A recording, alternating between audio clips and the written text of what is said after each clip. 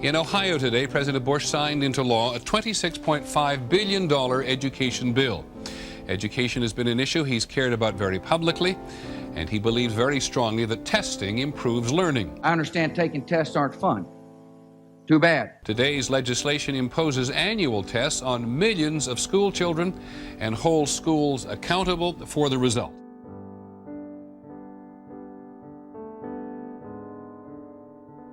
Every school has a job to do, and that's to teach the basics and teach them well.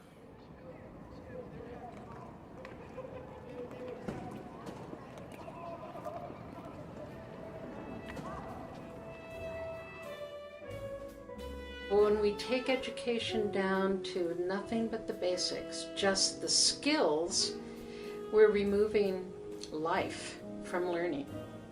And if we enrich it with the arts, we give it life, and we give it reason to want to learn and to keep learning.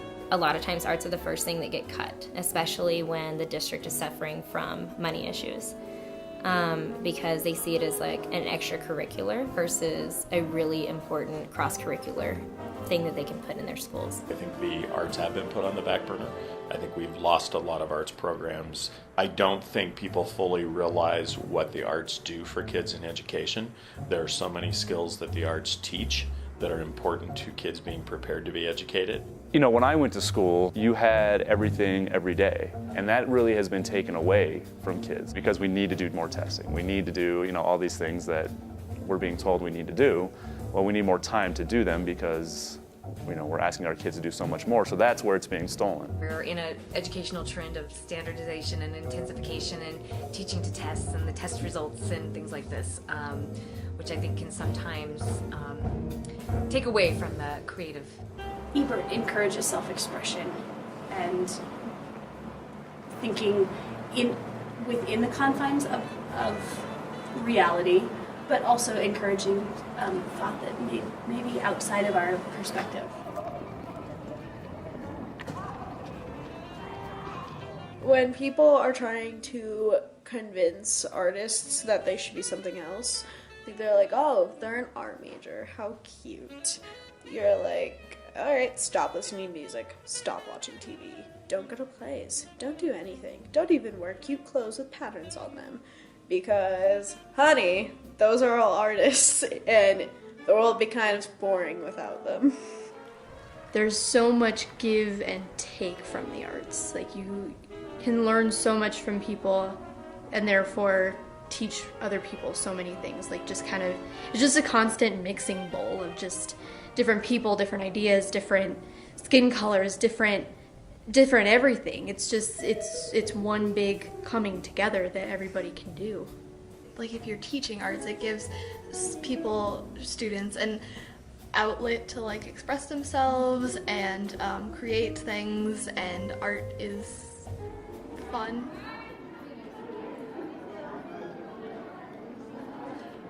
Children learn in many different ways, not just paper and pencil. So that we tried to find their areas of expertise and their areas of comfort and expand on those.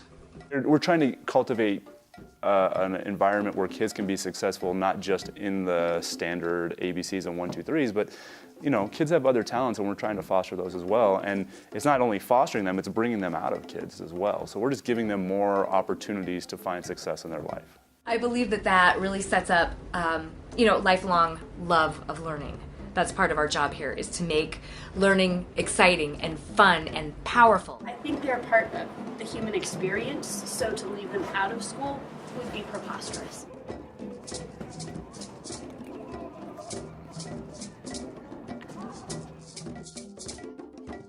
It makes our kids higher thinkers, it makes them more creative, it pushes them to take risk, which is a very important life skill, and it helps them express themselves, which a lot of our kids struggle with that, especially when testing is so overdone.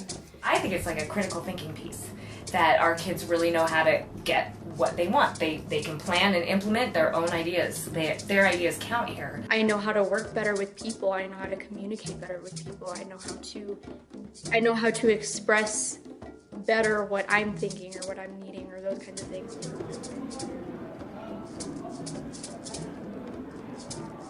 They shouldn't be exclusive of one another. And using one to support the other one is simply that, support. It's supporting what you think is the priority there. Academic supporting the arts is unbalanced too. This is where this integration piece, this is where we try and be, so that you're growing people as artists and growing people as thinkers, and if we're here, then both circles go up. And in today's economy, a high-quality education is a prerequisite for success. We're going to have our young people master not just the basics, but also become critical thinkers and creative problem solvers. And our competitive advantage depends on whether our kids are prepared to seize the opportunities for tomorrow.